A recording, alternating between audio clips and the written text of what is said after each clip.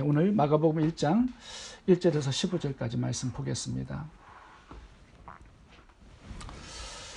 이 마가복음은 이 사복음 중에서 가장 먼저 기록되었습니다.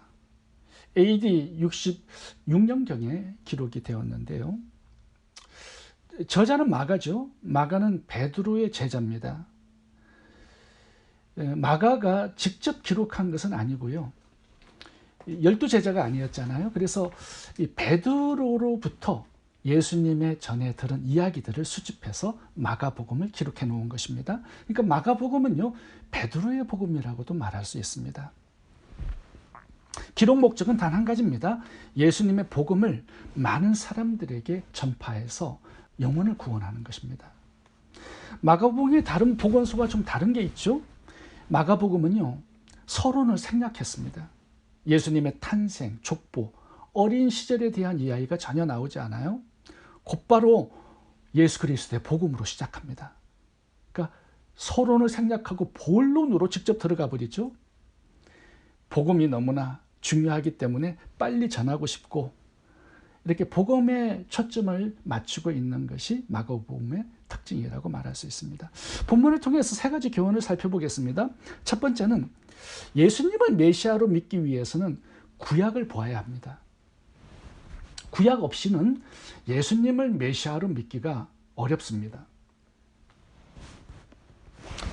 한국에만 해도 38명의 자칭 메시아들이 있는데 전 세계는 얼마나 많겠습니까? 그리고 말세를 갈수록 거짓 그리스도가 많이 출현할 것이라 예수님 예언하셨죠. 마태복음 24장에서. 그래서 예수님을 메시아로 믿기 위해서는 증거가 있어야 되고 표적이 있어야 합니다. 그 증거와 표적이 뭐냐면 구약의 예언이에요. 제가 말씀드린 대로 구약에는 322개의 예수님에 대한 예언이 나옵니다. 그 예언이 예수님에게 어떻게 성취되었는가를 확인해야 돼요. 그리고 예수님을 나의 구원자, 메시아로 영접하고 믿을 수 있어야 한다는 것입니다. 마가는 예수님의 메시아 되심에 대한 증거로 침례 요한을 제시하고 있습니다. 침례 요한이 왜 메시아의 표적과 사인이 될 수 있을까요? 구약의 예언 때문이죠. 이 구약에는요, 침례 요한에 대한 예언이 여러 개 나옵니다. 오늘 본문 2절부터 보겠습니다.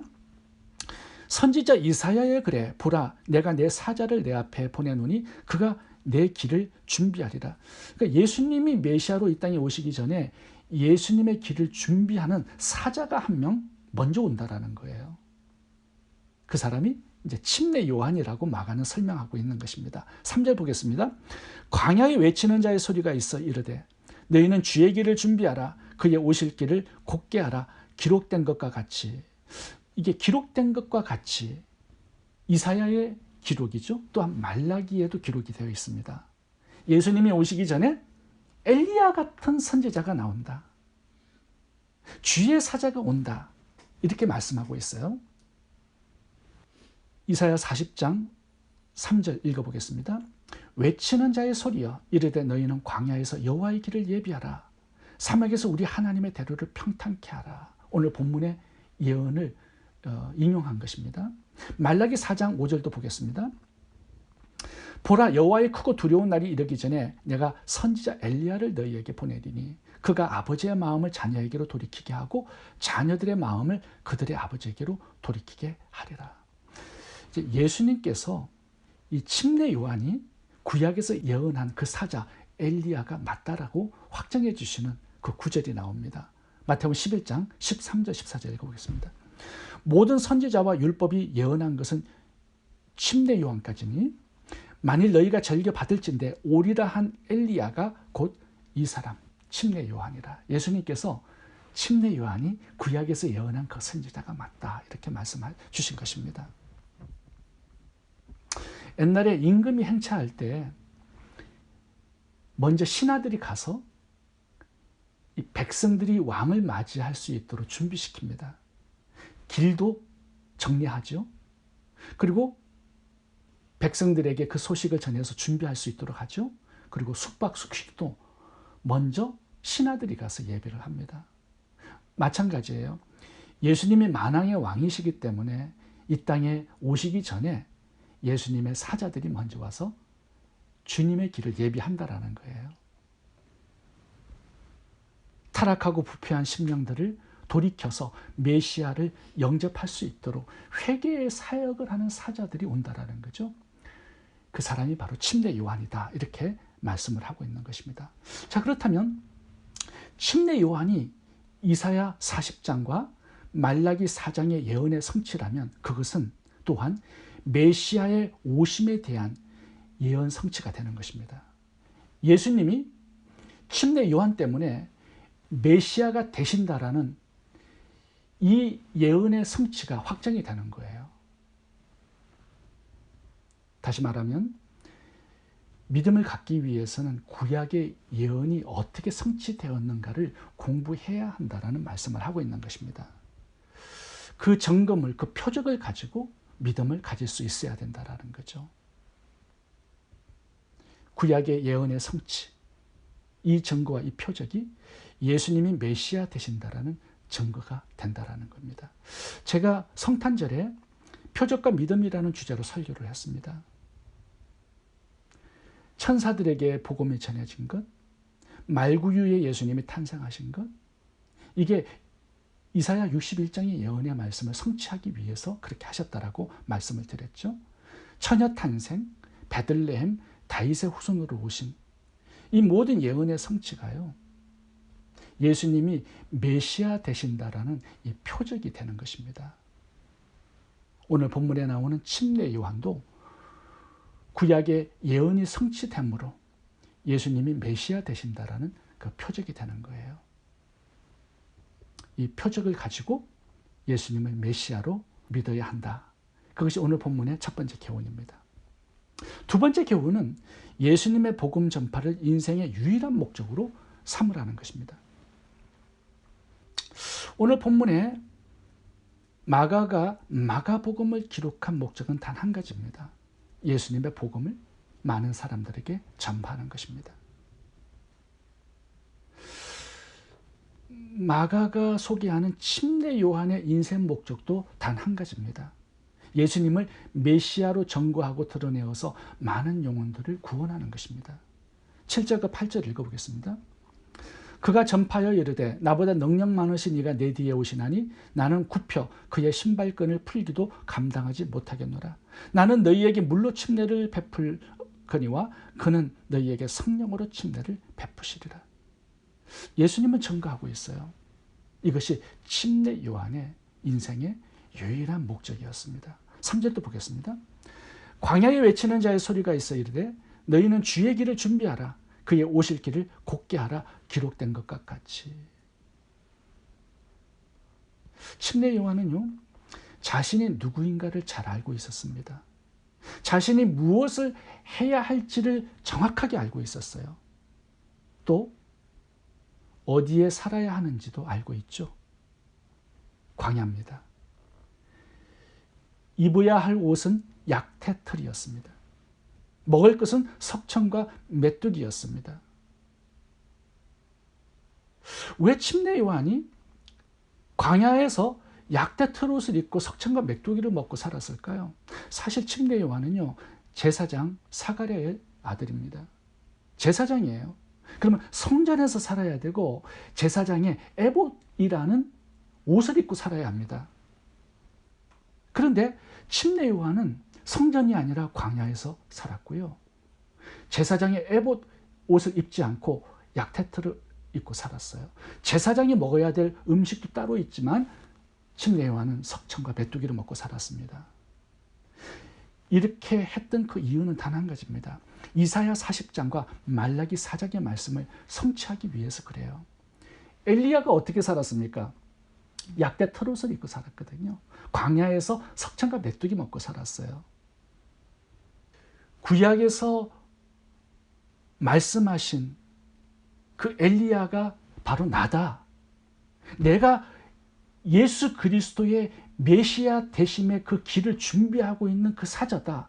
그러므로 내가 증거하는 예수님은 인류의 구원자요 메시아이시다라는 것을 증거하기 위해서 이렇게 살고 있는 것입니다. 그러니까 침례 요한은 하나님이 정해주신 말씀 그대로 살고 있고 그 자리에서 살고 있는 거예요. 하나님께서는 침례 요한에게 광야에서 외치는 소리로 살라고 말씀을 하셨습니다. 소리는 뭐죠? 뜻을 전달하고 사라지는 목적으로 존재하는 거죠. 광야에서 외치는 소리. 예수님만을 증거하고 보여주고 자신은 사라지는 이 사역을 침례 요한은 잘 알고 있었습니다. 그래서 자기 자신을 드러내고 자랑하지 않아요. 많은 사람들은 침례 요한을 예수님 메시아로 믿었습니다. 근데 나는 아니다. 예수 그리스도 그분이 메시아다라는 것을 정확하게 드러냅니다. 그리고 자신은 사라져요. 침례 요한은 도시에 나가면 더 많은 사람들에게 복음을 전할 수 있다라고 생각했겠죠. 더 많은 영혼을 구원하려면 예루살렘으로 가야 된다라고 생각을 했을 겁니다. 근데 그렇게 하지 않았어요. 왜요? 하나님께서 너는 광야에 외치는 소리라고 말씀하셨기 때문이죠. 그 말씀대로 살아갔던 것입니다. 왜요? 그렇게 해야만 예수 그리스도가 증거될 수 있기 때문에 그런 거죠.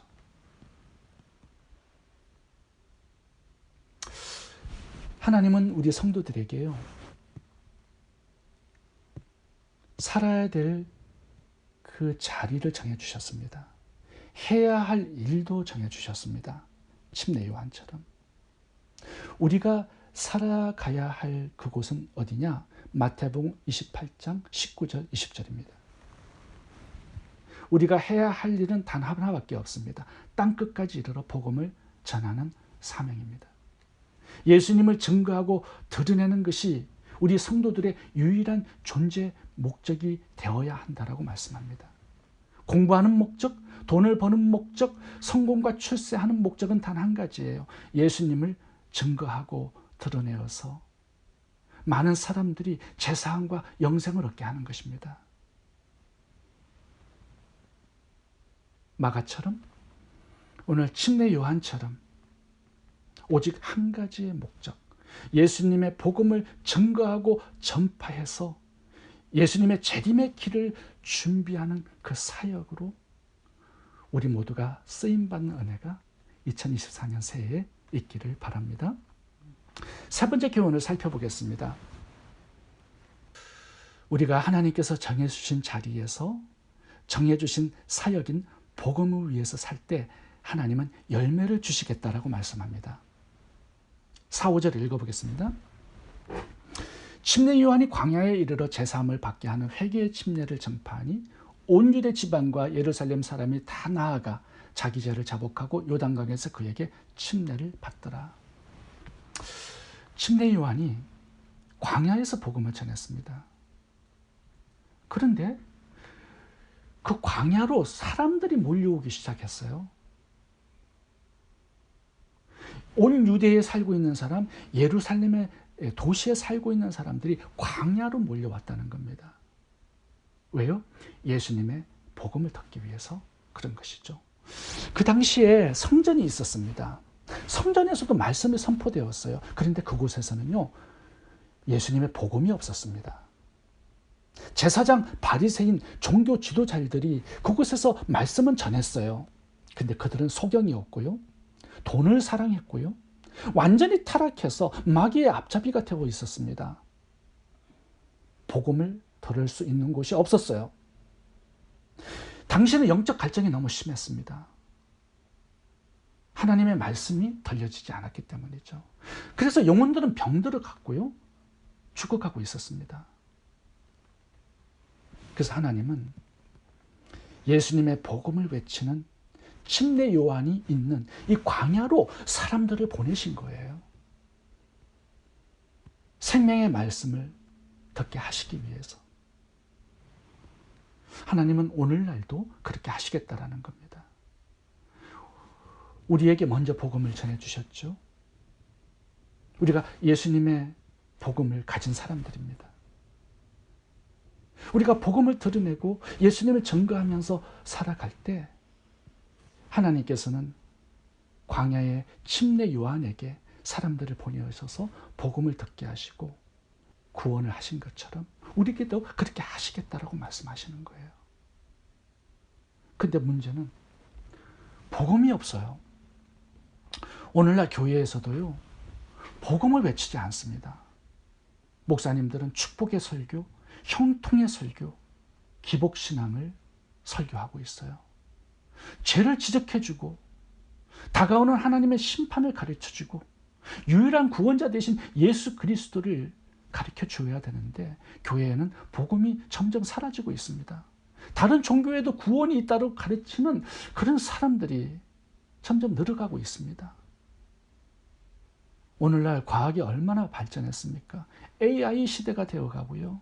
최첨단 과학 문명을 우리가 누리고 있습니다. 그런데요, 범죄는 늘어가고요. 우울증과 자살률도 점점 늘어가고 있습니다. 영혼은 점점 병들어서 죽어가고 있는데 복음이 없어요. 교회에만 복음이 없는 게 아니라 우리 성도들에게도 복음이 없습니다. 복음이 뭔지를 잘 알지 못해요. 우리가 가장 중요한 핵심을 놓치고 살고 있는 거죠. 세상의 부귀영화, 성공과 출세를 목적하고 가인의 후손처럼 그렇게 달려가고 있는 것이죠.